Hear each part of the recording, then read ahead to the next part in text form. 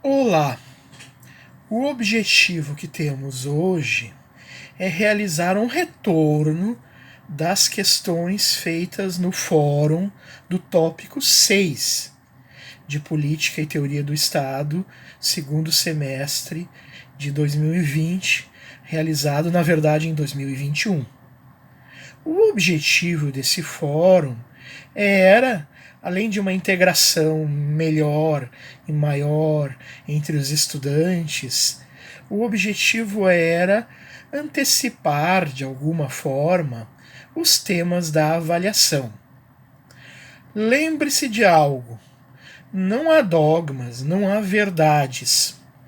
As respostas podem ser em muitos sentidos, contanto que elas estejam ancoradas ou fundadas em uma boa argumentação.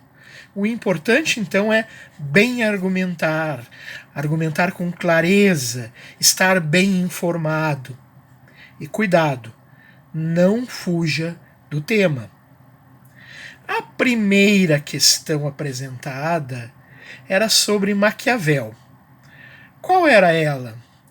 A preferência de Maquiavel pela república, ou seja, pelo governo misto, esvazia completamente a contribuição da obra O Príncipe. Então é isso.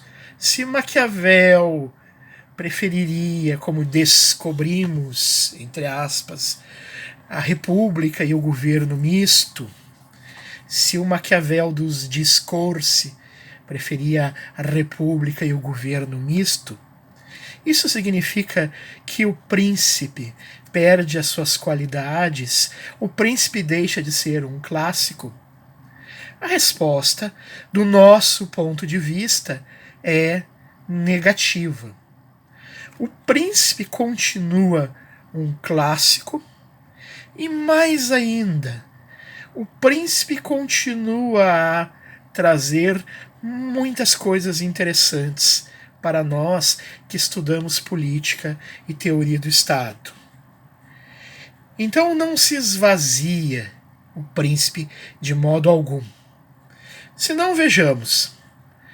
A primeira contribuição importante é a distinção entre política e moral. Vale dizer, o Estado e a política passam a ser realidades autônomas em relação à moral. É por isso que se diz que Maquiavel é um dos fundadores, se não o fundador da moderna ciência política. Isto permanece. Outra coisa a acrescentar: Maquiavel foi o primeiro, no Príncipe, a utilizar a palavra Estado no sentido que nós empregamos até os dias de hoje. Então, a palavra Estado, no sentido que ela tem até hoje, foi utilizada pela primeira vez, ou ao menos pela primeira vez com repercussão, por Maquiavel. Isso é importante, porque há a delimitação de um campo de estudos. Há uma ciência nova se construindo a partir do uso preciso desse termo. Outra coisa importante ainda, uma terceira contribuição de O Príncipe. O Estado passa a ser entendido como poder central soberano. A ideia de que o Estado deva se livrar ou superar os seus adversários e ter um mínimo de coesão. A ideia de que Estado exige um mínimo de centralização, ela é devida, em grande parte, sim, a Maquiavel. Um poder centralizado, então. Muitos autores chegam a dizer que na Idade Média o poder político era tão fragmentado, o poder político era tão pulverizado, que nós não tínhamos verdadeiramente Estado. Estado só surge, para esses autores, a partir da era moderna e do absolutismo. Então a ideia de centralização que está no príncipe é crucial. Assim como a ideia de soberania. Poder soberano é poder supremo. A soberania é uma qualidade do poder e significa que o poder não está submetido à religião ou a outro elemento qualquer. E justamente pensando em religião, o príncipe ainda é um exemplo de defesa ou de construção teórica do processo de laicização que o Estado sofre na modernidade. Por todas essas razões, então, a descoberta de que Maquiavel preferiria uma república e um governo misto não tem o condão, não tem o poder de esvaziar as qualidades ou a contribuição de O Príncipe. A segunda pergunta é importante. E aí nós já estamos mais próximos de Montesquieu mesmo. O que justifica a adoção de um poder legislativo bicameral? Sim, o poder legislativo pode ter uma casa só, como eu expliquei. É o caso da Venezuela, é o caso de Portugal atualmente. Mas o que justificaria a adoção de um legislativo bicameral? Ora, vimos que há dois argumentos. O primeiro deles é diretamente derivado de Montesquieu. A Câmara Alta, ou hereditária, ou dos Lordes, hoje o nosso Senado, ela é, inegavelmente, diria Montesquieu, um poder de impedir, pouvoir d'empêcher, para usar a expressão precisa do nosso amigo Montesquieu. Poder de impedir. A Câmara Alta tem um papel conservador, que é o de conter os excessos da Câmara Baixa. A Câmara Baixa, ela é eletiva e representa mais diretamente a população, o povo. A Câmara Alta, na verdade, conservadora que é, poder de impedir, a Câmara Alta materializa um temor em relação às maiorias, um temor em relação à democracia ou ao poder popular. É surpreendente, mas isso está na Constituição Brasileira de 88, eu expliquei, e no nosso Senado. Na medida em que se exige uma idade mínima para ser senador, 35 anos, e na medida em que também o mandato dos senadores é de 8 anos. 8 anos retira do mandato aquela pressão eleitoral. 8 anos é, como eu dizia a vocês, um prazo de esquecimento. Por tudo isso, então, há um argumento de índole mais conservadora, cautelosa, para defender o Senado, ou uma segunda casa no processo legislativo. Também é argumento o fato de que a segunda casa é, na verdade, um órgão de representação paritária dos membros de uma federação. Se há federação, é necessário que exista, se há federação, é necessário que exista, vejamos, um órgão que dê igualdade de poderes aos membros da federação. Se houvesse só Câmara dos Deputados, os estados mais fortes economicamente, com maior população, dominariam. O Senado, então, reequilibra a federação dentro desse argumento. Ora, eu também esclareço a vocês que ter duas casas no processo legislativo é um modo de desacelerar o processo legislativo. Ter uma casa só acelera a política. Essa é, evidentemente, uma escolha particular de cada instituição, de cada Estado nacional.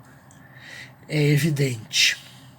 Mas então, resumidamente, há dois argumentos a favor de um parlamento bicameral. O primeiro é esse conservador, a ideia do poder de impedir. O segundo é a ideia de uma federação e de o Senado ser o órgão representativo da federação. Muito bem. A terceira pergunta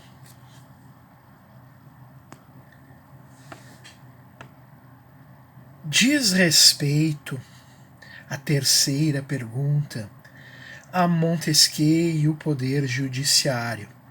Aliás, a expressão que Montesquieu não utilizou, poder judiciário. Qual é a terceira pergunta?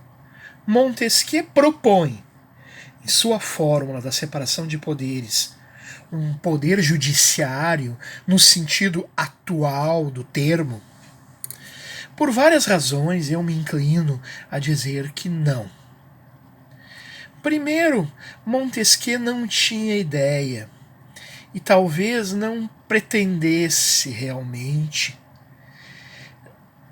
um poder judiciário no sentido contemporâneo do termo. Eu repito, Montesquieu não pretendia a existência de um poder judiciário como órgão autônomo do Estado. Quando o poder judiciário se torna um órgão autônomo dentro do Estado, separado, bem separado dos outros poderes, certas características devem estar presentes, certos traços devem estar presentes quando nós queremos um poder judiciário órgão estatal, autônomo, separado dos outros poderes. Quais são essas características? A primeira é ter magistrados de carreira. Magistrados de carreira. No sentido de que, vejam só, nós não teremos mais juízes recrutados de tempos em tempos junto ao povo, uma figura semelhante aos jurados, como pretendera Montesquieu. Não, teremos magistrados de carreira e não jurados.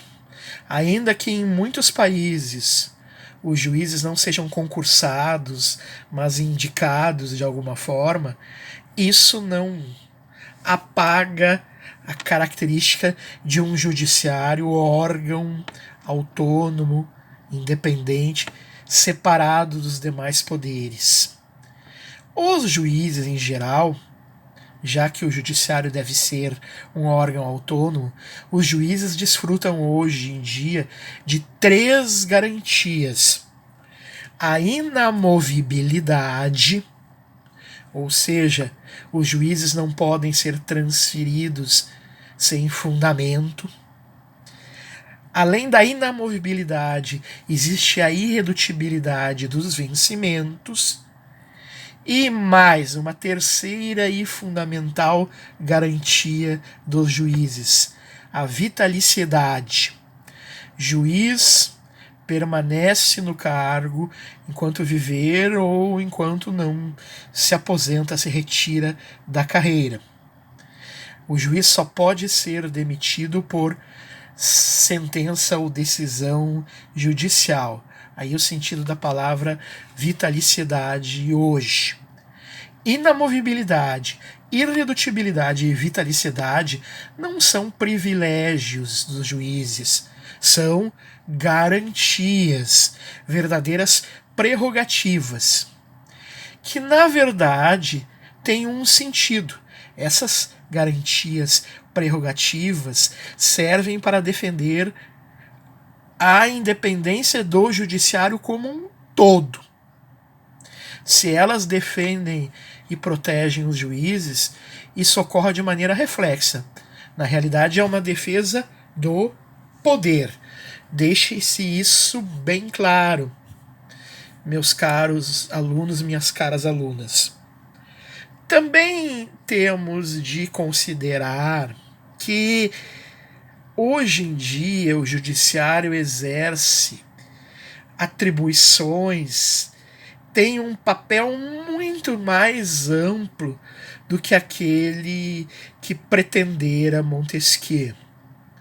O judiciário de hoje, por exemplo, exerce o chamado controle de constitucionalidade.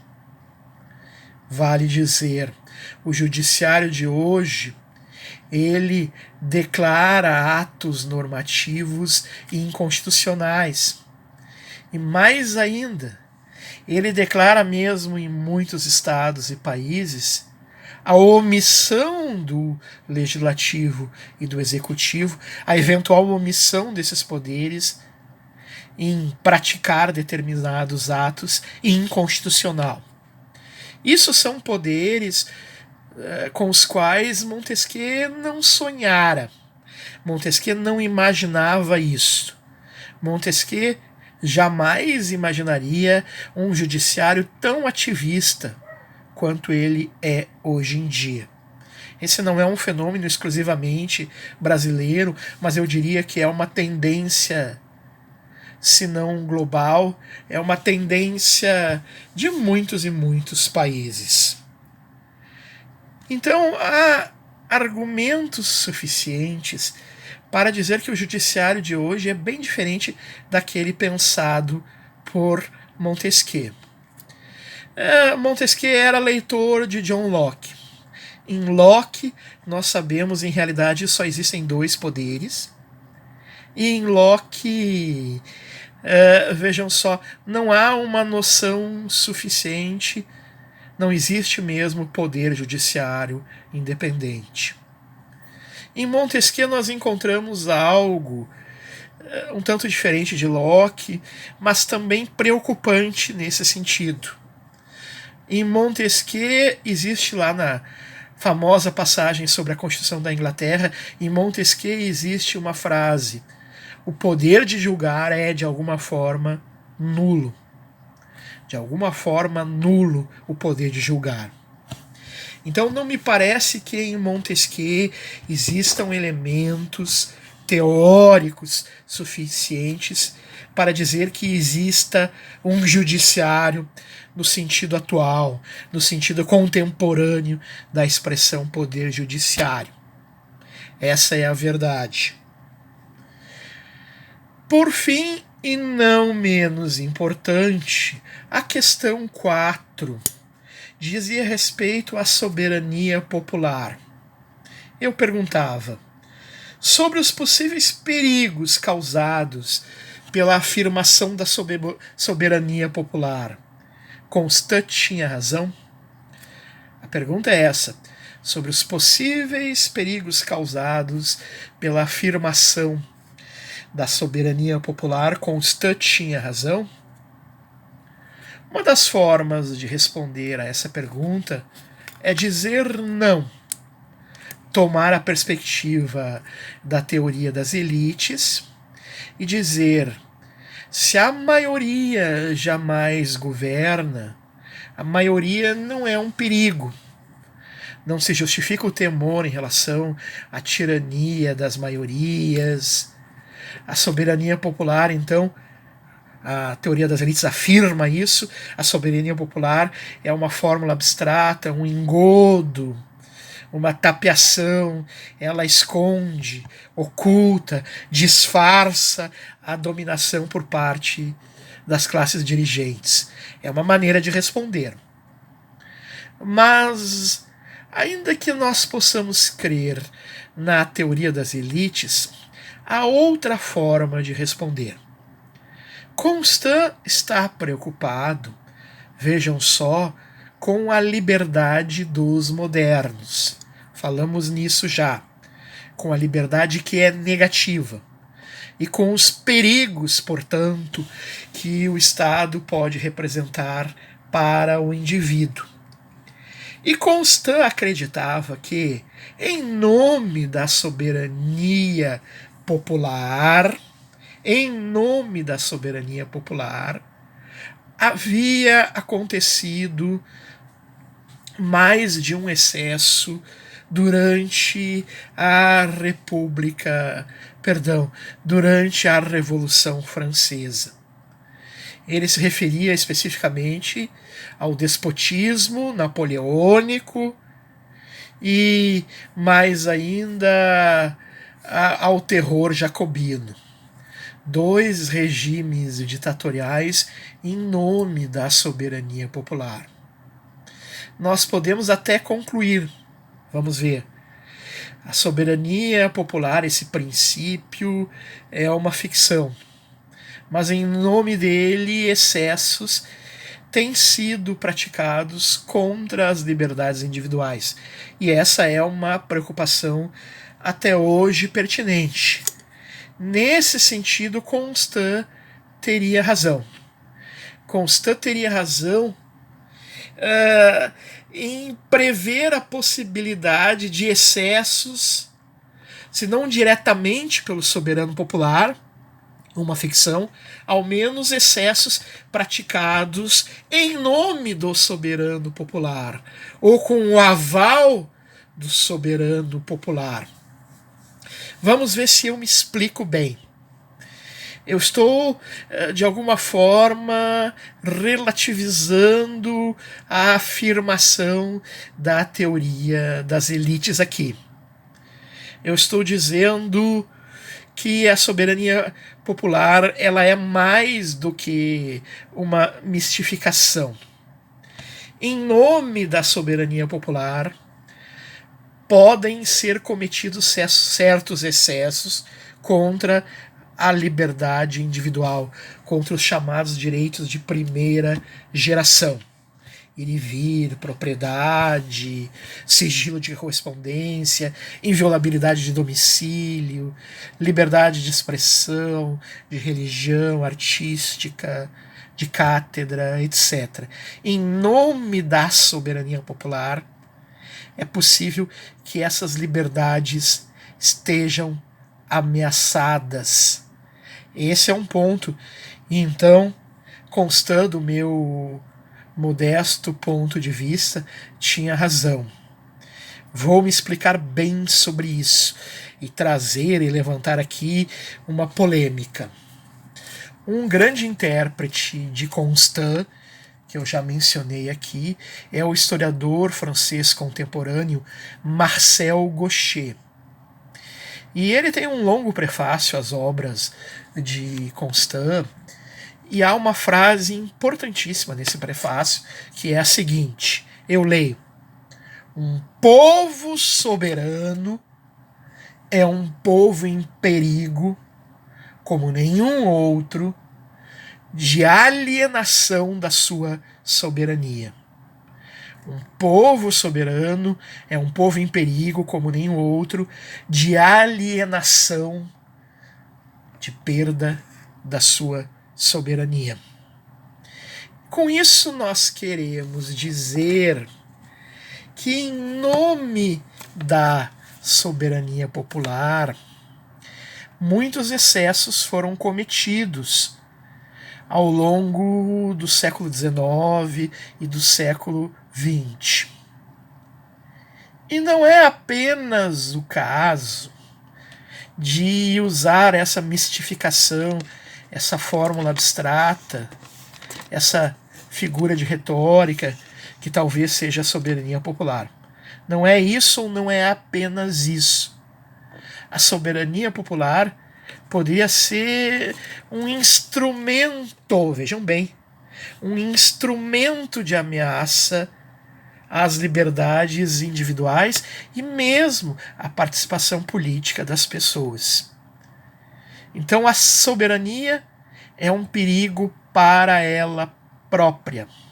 Sim, essa é a perspectiva de Marcel Gauchet, que tem uma boa leitura, uma boa interpretação de Constant.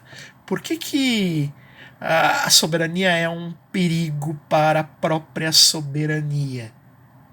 Por que a soberania pode significar alienação da própria soberania? A resposta é complexa, mas na perspectiva de Gauchet, de Marcel Gauchet, Constant conseguiu antecipar, antever, prever os males de um regime político terrível, que é o totalitarismo. É diferente do mero autoritarismo. Se nós tomarmos a ditadura Pinochet no Chile, a chamada ditadura militar ou regime militar no Brasil, essas são expressões de autoritarismo. Regimes totalitários que só surgiram no século XX têm uma outra característica. Essa característica é: regimes totalitários são capazes de mobilizar. Regimes totalitários são capazes de mobilizar, de gerar a adesão das pessoas. Eu não preciso dizer que Hitler chegou ao poder por uma maioria eleitoral e que provavelmente Hitler contasse até os seus últimos dias com o apoio da maioria dos alemães. Então, o totalitarismo tem algo de terrível, que é a capacidade de gerar a adesão das pessoas, a capacidade de mobilização popular. Isso se nota no outro grande exemplo de expressão totalitária, que é a União Soviética sob Stalin. O totalitarismo, então, é uma forma de ditadura terrível porque ela é desejada, almejada pelos indivíduos, pelos, entre aspas, súditos do totalitarismo. Então, meus caros, tenham certeza de que, em nome da soberania popular, com a adesão do soberano popular, com a adesão da maioria, muitos crimes contra as liberdades individuais podem ser cometidas. Esse é um ponto de vista possível para nós afirmarmos que a soberania popular também é um perigo. A soberania popular faz o Estado crescer e absorver a sociedade, tomar conta da sociedade. Mais adiante, nós vamos estudar o totalitarismo. Não percam!